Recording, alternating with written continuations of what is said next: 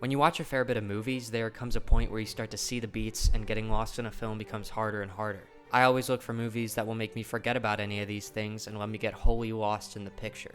But in addition to that, I look for other certain characteristics in movies. Movies that will quench my appetite for escapism, or make me cry, maybe most recently Wicked or back in the day the Star Wars movies. Movies that follow the rules so well one can't help but be impressed, such as Dune Part 2 and Oppenheimer, and movies that go in innovative new directions, such as Furiosa, Challengers, and the new-ish film, The Apprentice.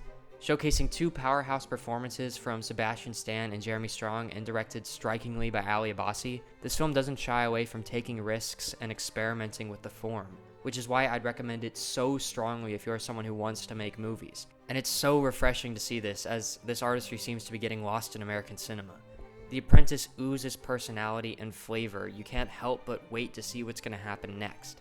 Most modern blockbusters and even indie films fall into this trap of seemingly wide-shot, medium, close-up, shooting coverage, and following the most basic of story structures. And not that these are not necessary or don't work well completely when in the hands of a precise and competent director, of course, but Ali Abbasi clearly knows the rules well enough that in certain moments he can break them without fear. He can crash zoom in and out, whip pan back and forth, and edit according to a heightened classical score reminiscent of a period drama with hints of 80s new wave synth.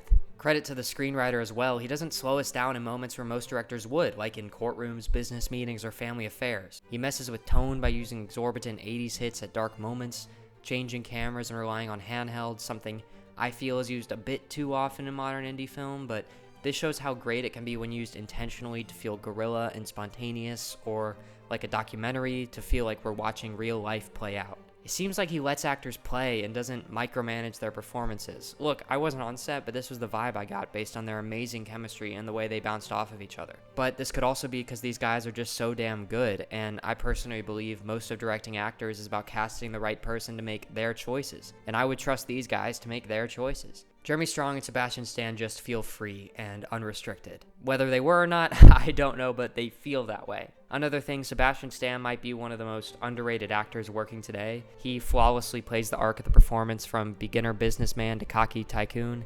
And Jeremy Strong plays his other half so menacingly and then so tragically you start to feel for such a twisted man. The supporting cast doesn't disappoint either, with Maria Bakalova playing Ivana Trump, Charlie Carrick playing Frank Trump, and Mark Rundall playing Roger Stone, among other great supporting performances. Especially in these relationships Donald has with his family and his business associates, the film manages to strike a balance of funny and tragic, and I guess that's what makes it such an enrapturing satire as much as a biopic.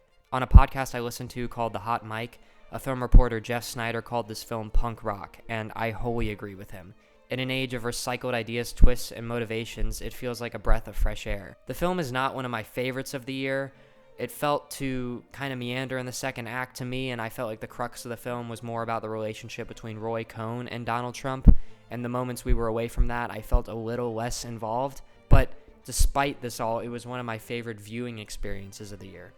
Actors and director just chewing the scenery, keeping the audience on its toes. I mean, what more can one ask for? You have two actors giving it their all in a project they probably knew wouldn't reach a super wide audience, and probably tired of playing the same character for years on end, and feeling ready to dive in deeply into some true character work. And you have a director saying, F it, this feels right. More directors need to follow their instincts, not whatever rules there might be. You can see it in the greats, and that's what makes them greats.